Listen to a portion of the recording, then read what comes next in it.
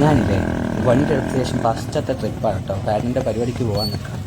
വന്ന ശേഷം ഇവിടെ ഫുൾ ബ്ലോക്കാണ്. എന്നിട്ട് ഞങ്ങൾ കഴിയുന്ന പോലെ അവിടെ നിന്നു കുറച്ച് വെയിറ്റ് ചെയ്തു. പക്ഷേ എവിടേക്കോ വണ്ടി വെച്ചിട്ട് നടന്നിട്ട് പോകാൻ കേട്ടോ. ഒരിക്കലും വിചാരിച്ചില്ല ഇത്ര തിരക്കുണ്ടാവുമെന്ന്. എന്താ വെച്ചാൽ അനൻഷ്യൻ്റെ ഒരു പരിപാടി കാസർഗോഡ് ഉണ്ടായിരുന്നല്ലോ, അപ്പോൾ കുറേ ഇഷ്യൂസ് ഉണ്ടായിരുന്നു. അതുകൊണ്ട് ആൾക്കാർ കുറവുണ്ടാവുമെന്നാണ് വിചാരിച്ചത്. പക്ഷേ ഇത് നല്ല തിരക്കാണ്, ഒന്നും പറയാൻ പറ്റില്ല. അങ്ങനത്തെ ഒരു തിരക്കായിട്ടുണ്ടായതാണ്. അപ്പം നമ്മൾ എൻട്രൻസ് ഇവിടെ നോക്കിക്കൊണ്ട് പോവാണ്. അപ്പോൾ ഇവിടെ തന്നെ ഫുൾ ബ്ലോക്കായിട്ട് നമുക്ക് നടക്കാൻ പറ്റാത്ത അവസ്ഥയിലായില്ലേ. നമ്മളിങ്ങനെ സൈഡിലെ കൂടി എല്ലാ വണ്ടിൻ്റെ ഇടയിലേക്ക് കൂടി പോവാം. പാർക്കിങ്ങിൻ്റെ ഉള്ളിലെല്ലാം കൂടി പോയിട്ട് എൻട്രൻസ് നോക്കാം. എൻട്രൻസിലേക്ക് ഞങ്ങൾ കയറാൻ വേണ്ടി കയറിയിട്ട് അവിടെ എത്തുമ്പോഴേക്കും വേടൻ്റെ പരിപാടി സ്റ്റാർട്ടായി കഴിഞ്ഞിരുന്നു. വേടൻ എത്ര മണിക്കാണ്? ഒരു 9 മണിക്കൊന്ന് വന്നിട്ടുണ്ടായിരുന്നു. വേടൻ്റെ ഫുൾ പരിപാടി ഉണ്ടായിരുന്നു. ഞങ്ങൾ ലോങ്ങാണ് കിട്ടിയ സ്ഥലം. നമുക്ക് ലോങ് നിന്നിട്ട് നമ്മൾ കണ്ടുകൊണ്ടുണ്ടായിരുന്നു. എന്താ വെച്ചാൽ നല്ല തിരക്കാണ്. ബോയ്സ് ആയാലും ഗേൾസ് ആയാലും ഫുൾ മിക്സായിട്ട്. അപ്പം ചിലവർക്ക് ഞാൻ അവിടെ കേൾക്കുന്നുണ്ടായിരുന്നു എങ്ങനെ ദേഹത്ത് മുട്ടി എന്തോ ചില പ്രശ്നങ്ങളുണ്ടല്ലോ. ഇത്ര തിരക്കിൻ്റെ ഇടയിൽ വന്നിട്ട് ചില ബോയ്സ് ആയാലും അല്ലെങ്കിൽ ഇങ്ങനെ പ്രൊട്ടക്റ്റ് ചെയ്യുക, പിന്നെ ചില ഇഷ്യൂസൊക്കെ ദേഹത്ത് മുട്ടി ഉന്തി തള്ളി. അപ്പോൾ ഇത്ര ഒന്നും പറയാൻ പറ്റുന്നില്ല. ഇതിൻ്റെ ഇടയിൽ ഇത്ര തിരക്കിൻ്റെ ഇടയിലൊക്കെ ഗേൾസ് വന്നിട്ട് പറയാം മുട്ടി തട്ടി എന്നൊക്കെ. അപ്പോൾ അങ്ങനത്തെ ആൾ വരാതെ നിൽക്കുക. സത്യം പറഞ്ഞാൽ എന്തിനാ വെറുതെ ഒരു ഇഷ്യൂ ആയിട്ട് നിൽക്കുന്നത്? കുറച്ച് മാറി നിൽക്കുക, മനസ്സിലായോ?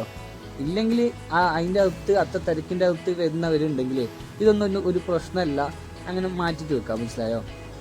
അല്ലാതെ അതിൻ്റെ ഉള്ളിൽ കയറിയിട്ട് അതൊരു വേറെ പ്രശ്നം. നല്ല അടിയൊക്കെ നടന്നിട്ടുണ്ടായിരുന്നു. അതൊന്നും മൈൻഡാക്കിയില്ല കേട്ടോ. നമ്മൾ ഈ തിരക്കിൻ്റെ ഇടയിൽ ഈ ഉന്തിത്തള്ളി എന്നൊക്കെ വിചാരിച്ചിട്ട് നമ്മളതൊന്നും മൈൻഡാക്കാൻ തോന്നില്ല. നമ്മൾ നേരെ പാർക്കിങ്ങിൻ്റെ അവിടെ പോയി. നമുക്ക് ഒരു കൺഫ്യൂഷൻസ് ഉണ്ടായിരുന്നു, എവിടെ വണ്ടി വെച്ചതെന്ന്.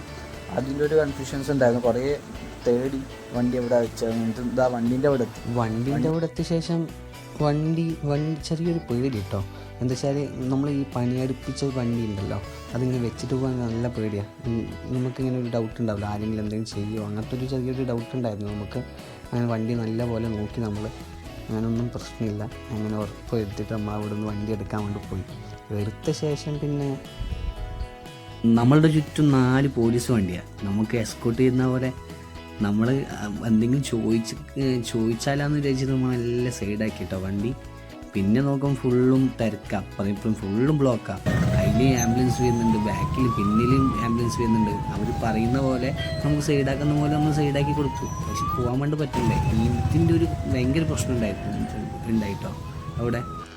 എന്നിട്ട് നമ്മൾ നേരെ 100-110 സ്പീഡിൽ വെച്ച് പിടിച്ച അതിൻ്റെ സൗണ്ട്, ഈ RX-ൻ്റെ ഒന്നെന്ന് പറഞ്ഞാൽ ഇതിൻ്റെ സൗണ്ട് നമുക്ക് ഒരു രക്ഷയില്ല കേട്ടോ. പിന്നെ ഒന്ന് ഹൈവേയിൽ കിട്ടിയാലുണ്ടല്ലോ, പിന്നെ ഒന്നും പറയാനില്ല, അത്ര തന്നെ. പിന്നെ നമ്മുടെ ബാക്കിൽ പിടിക്കുന്ന തന്നെ എല്ലാവരും.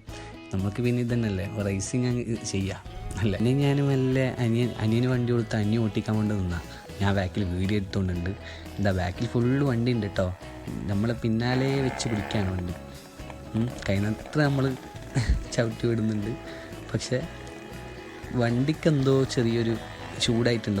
വണ്ടി ചൂടാകുമ്പോൾ തന്നാലെ റേസ് കുറയും, വണ്ടി എന്ത് സൈഡാകും. അത് RX-നില്ല തന്നെയാണ്. അങ്ങനെ നമ്മൾ നല്ല റേസ് കൊടുത്ത് പോകുമ്പം അങ്ങനെ ആവും വണ്ടി.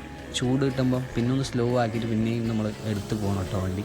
അങ്ങനെയാണ് റേസ്. ലോങ് ഒക്കെ നമ്മൾ പോകണമെങ്കിൽ ഇടയ്ക്കിടയ്ക്ക് സ്റ്റോപ്പ് നിർത്തിച്ചിട്ടേ നമുക്ക് പോകാൻ വേണ്ടി പറ്റും, മനസ്സിലായില്ലേ? ലോങ് ട്രിപ്പ് ഇപ്പം വലിയ ട്രിപ്പൊക്കെ പോകണമെന്നുണ്ട് ആശയുണ്ട് നമുക്ക്, നോക്കാം, സെറ്റാവും എല്ലാം. അപ്പം നമ്മൾ ടൗണിലെത്തി കേട്ടോ.